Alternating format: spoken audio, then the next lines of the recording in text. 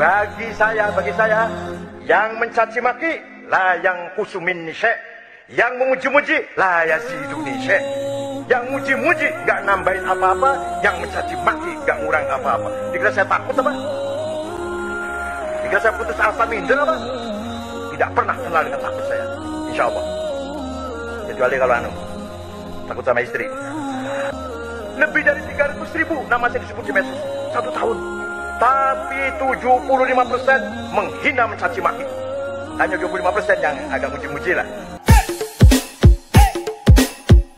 Kiai Said Agil Siroj ini memang kerap kali melontarkan ungkapan-ungkapan yang sering disalahpahami oleh banyak orang.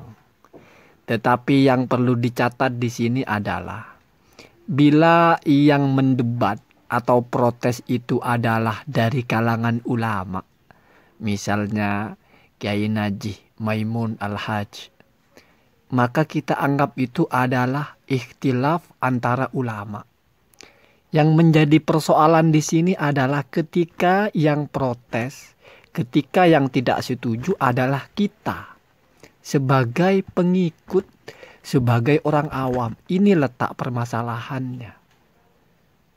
Jadi sikap kurang ajar kita kepada ulama karena menganggap salah, lalu kita melontarkan kalimat-kalimat yang buruk, itu persoalannya.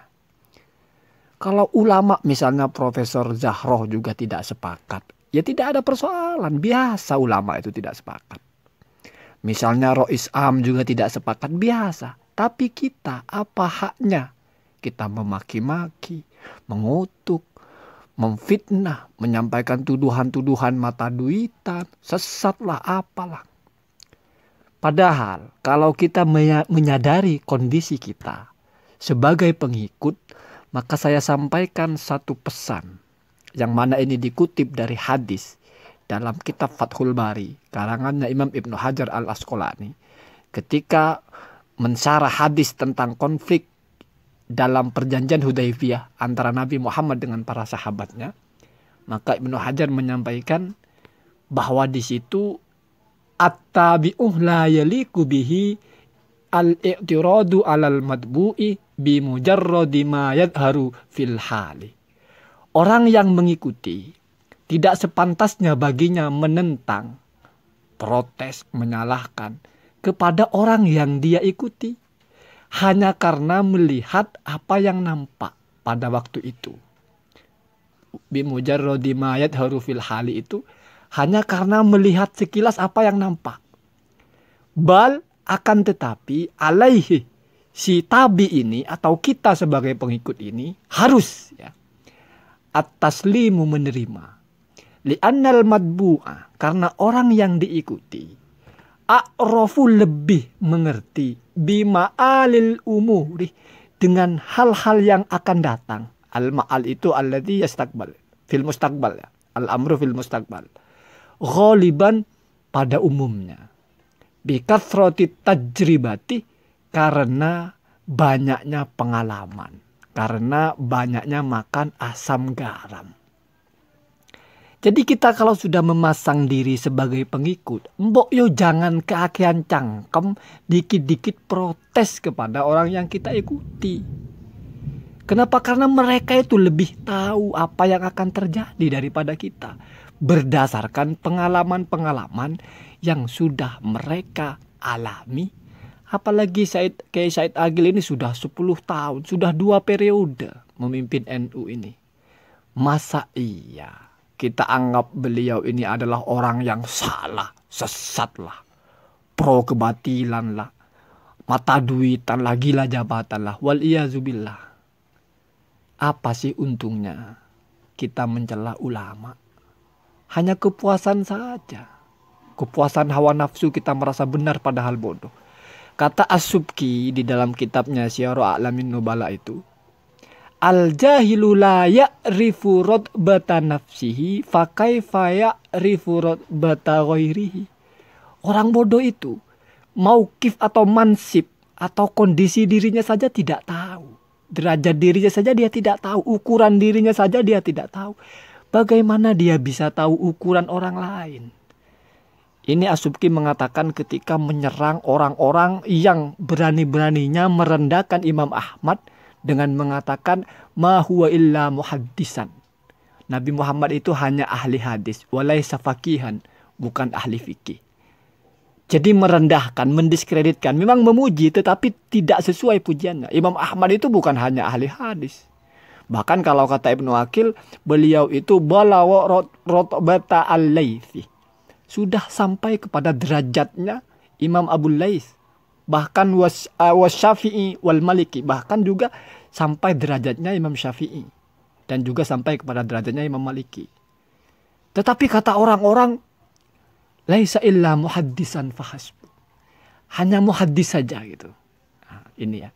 Jadi direndahkan.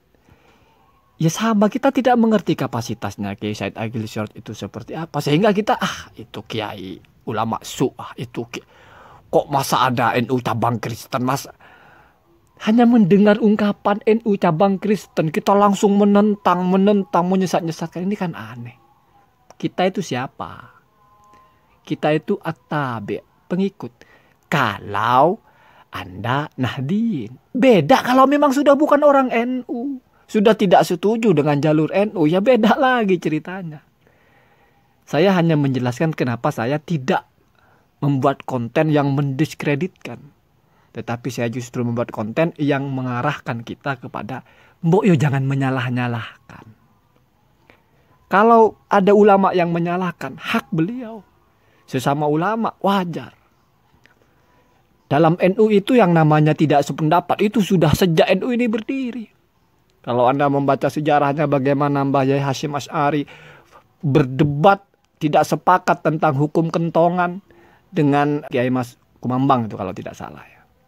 Hasyim Asy'ari mengatakan itu haram. Sebenarnya Kiai Mas Kumambang itu mengatakan itu tidak haram itu. Mereka berperang lewat kitab. Bagaimana perdebatan antara Mbah Wahab Hasbullah dengan Mbah Bisri Samsuri, kakeknya Gus Dur. Berdebat tentang hukum drum band sampai saling pukul-pukul meja. Sudah biasa perdebatan itu. Sudah biasa.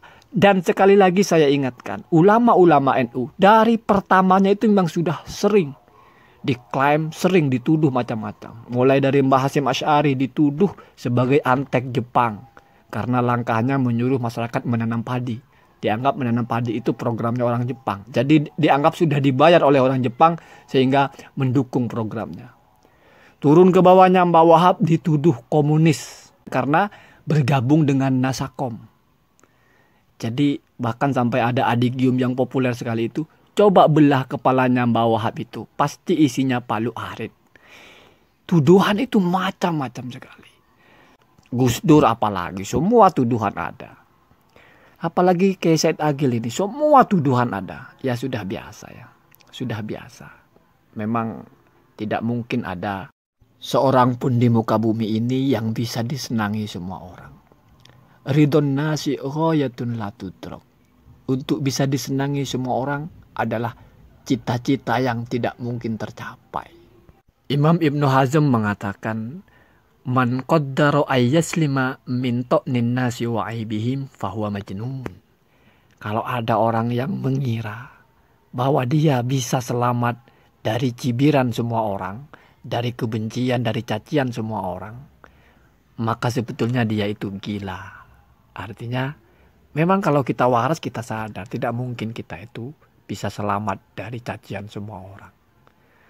Jadi tidak akan ada satupun orang yang disukai semua orang.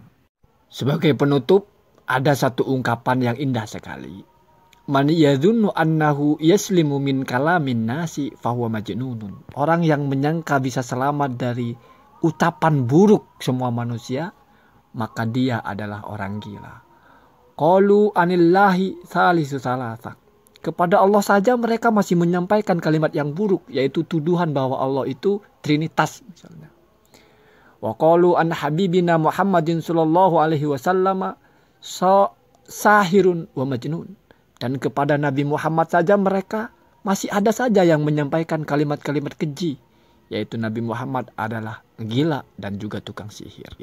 Fama dhannuka biman huwa dunahuma. Lalu bagaimana menurutmu dengan orang yang di bawah kedua ini?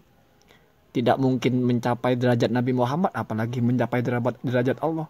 Kalau dua ini saja masih aja ada yang berkata hal-hal yang buruk, apalagi orang-orang yang di bawahnya. Fakalamun nasi mithlus suhuri, imma an tahmilaha ala dhuhrika fayankasir, au tabni biha burjan tahta aqdamika fata'lu wa tantasir.